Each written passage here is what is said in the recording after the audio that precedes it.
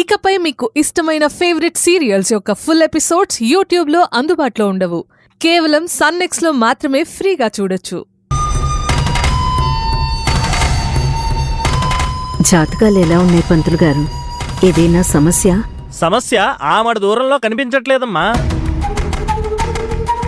వీళ్ళిద్దరు జాతకాలు జీలకర్ర బెల్లంలా కలిసిపోయింటే నమ్మండి.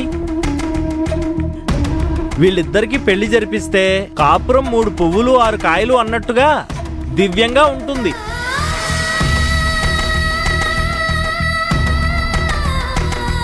ఏమైందమ్మా? నేను చెప్పింది విని మీరు సంబరపడతారనుకుంటే దిగులుగా కనబడుతున్నారేంటి? అబ్బే ఏం లేదు పంతులు గారు, మీరు చెప్పండి. నమస్కారం సుబ్బారాయుడు గారు. నమస్కారం పంతులు గారు. ముందు మీరు కూర్చోండి.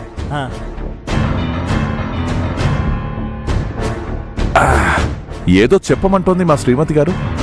మీ చిన్న కూతురు మిథున జాతకం, మీ కాబోయే అల్లుడు మనోజ్ జాతకం చూడమంటేను చూస్తున్నానండి. మంచిది. ఎలా ఉంది మరి?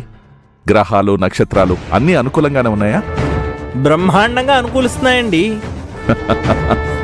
మంచిది, సంతోషం.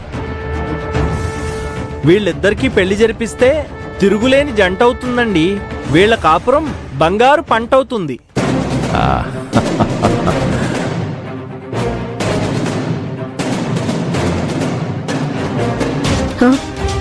ఏంటి, ఇప్పటికైనా నీ అనుమానం తీరిందా?